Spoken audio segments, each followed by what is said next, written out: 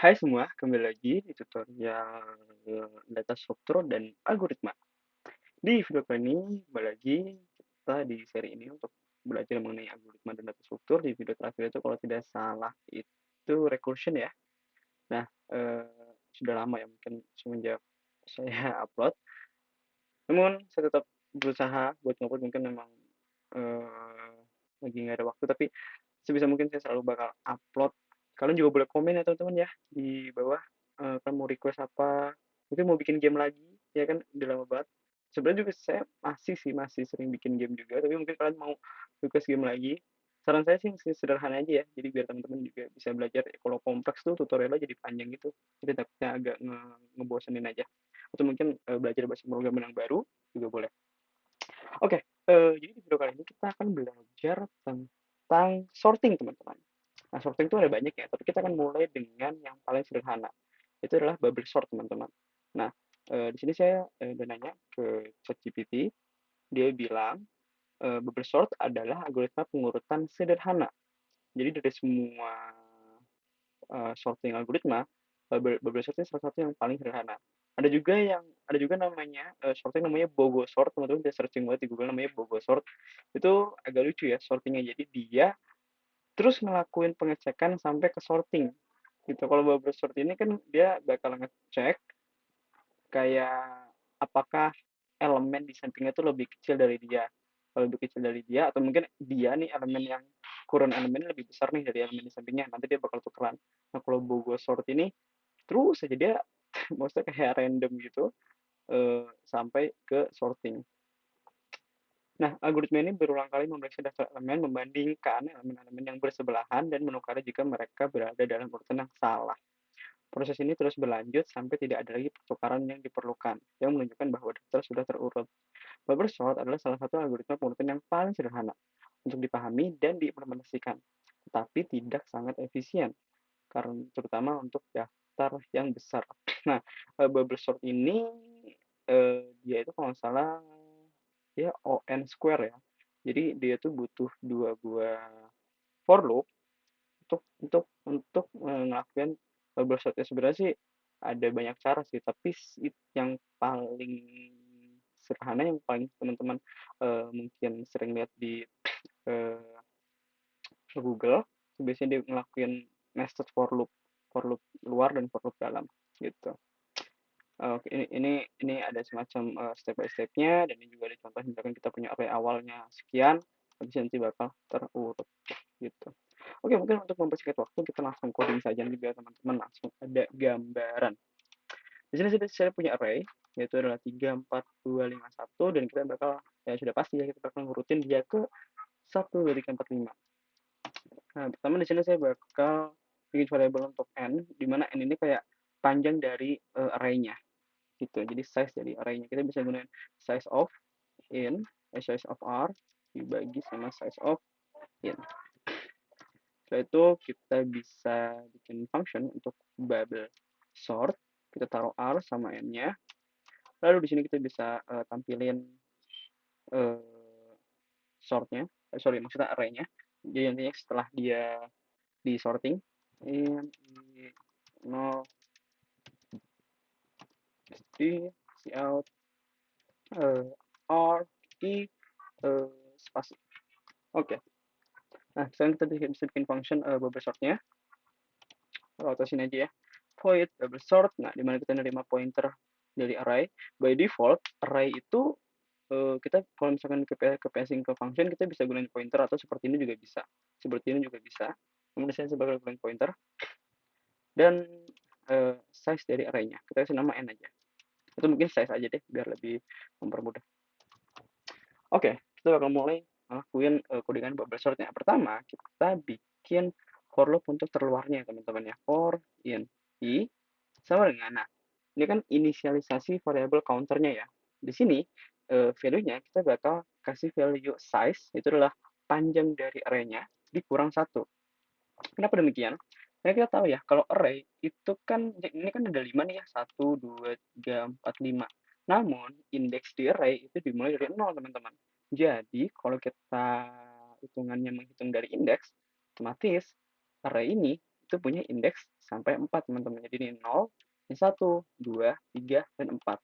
Kalau misalkan nanti kita hanya di sini kita kasih i-nya sama dengan size yaitu 5, nantinya kita nggak bisa dapetin elemen kelima karena memang tidak ada di indeks kelima kecuali ini ada 6 elemen barulah kita bisa dapetin indeks kelima karena indeksnya dari array itu dia itu sampai 5 karena kan ada 6. Jadi teman-teman harus ingat bahwa indeks selalu dimulai dari 0 teman-teman, indeks di array ya.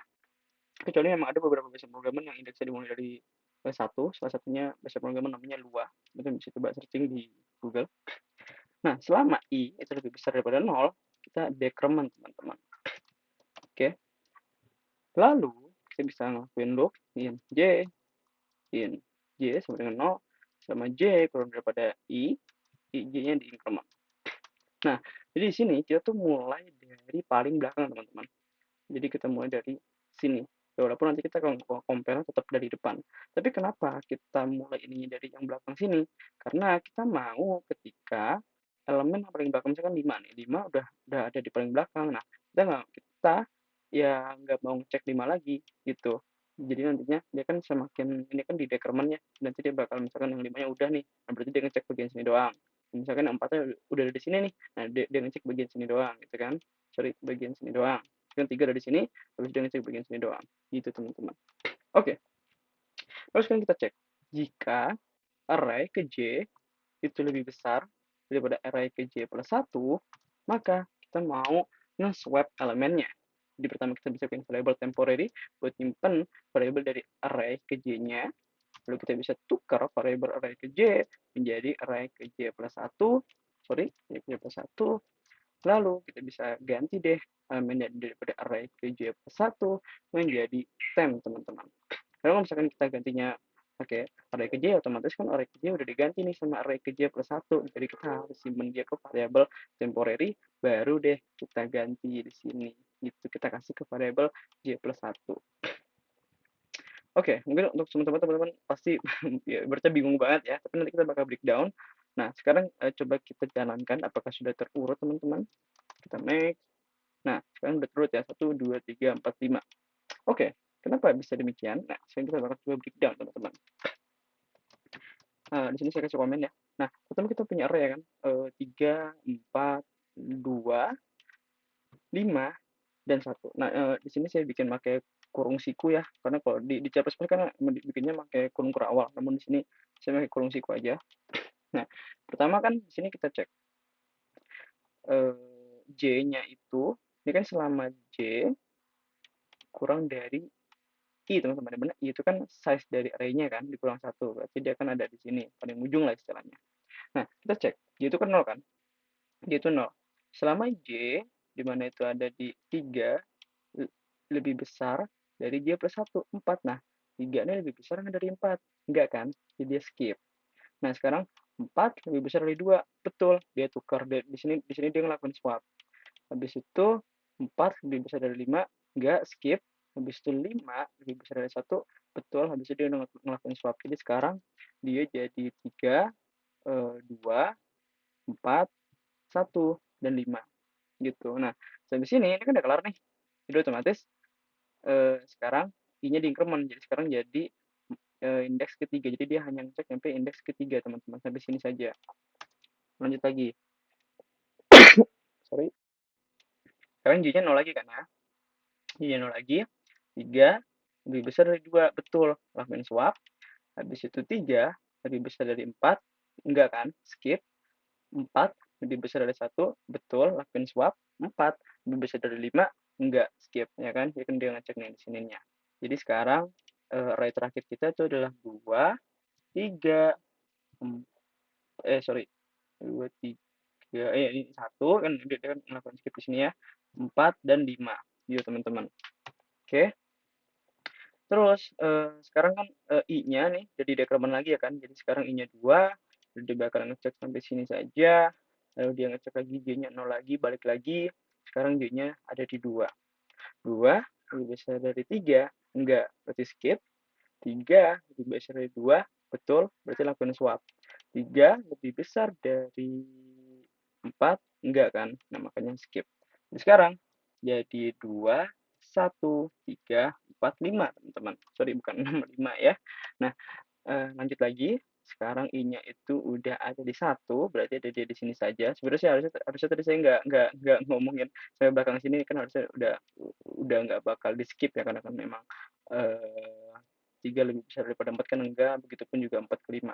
Oke, langsung, lanjut lagi, 2 lebih besar daripada 1, betul, kita lakuin swap. Nah, sampai sini sudah deh. Jadi sekarang jadi 1, 2, 3, 4, 5 teman-teman. Habis itu ini udah kelar, ya kan? I-nya di decrement lagi jadi 0. Habis itu kan habis ini false, kondisinya false. Habis itu langsung keluar dari function bubble sort-nya. Jadi gitu teman-teman. Contoh sederhana dari bubble sort. Ada banyak apa namanya ya variasi ya. Jadi ini salah satu codingan bubble sort, tapi teman-teman bisa melihat juga banyak banget contoh-contoh codingan bubble sort yang mungkin teman-teman lihat, oh beda loh yang saya kasih tahu sama yang mungkin di Google apa di ada juga situs namanya Gigs for Gigs itu juga bagus banget untuk belajar algoritma dan data struktur. Namun intinya cara apapun selama teman-teman itu dapetin hasil yang teman-teman mau itu nggak apa-apa teman-teman. Oke, misalnya teman-teman punya codingan tersendiri untuk bubble sort itu sama sekali nggak apa-apa. Paling yang diperhatikan ya itu tadi apa namanya eh, space complexity sama time complexity-nya. Dan by the way ini time complexity-nya ini ON ya karena dia kan ON square jadi sorry O O N square karena dia nested for loop teman-teman gitu. Oke, jadi itu dia contoh sederhana dari sorting bubble sort teman-teman. Nah, intinya mungkin di video selanjutnya kita bakal nyoba lagi sorting, ada banyak banget sorting, mungkin kita bakal nyari yang simpel-simpel aja, ada selection sort, insertion sort, dan juga ada quick sort, ada merge sort, dan sebagainya. Oke, jika teman-teman suka video ini, mohon untuk di like, share, dan subscribe. Semoga bermanfaat, dan sampai jumpa.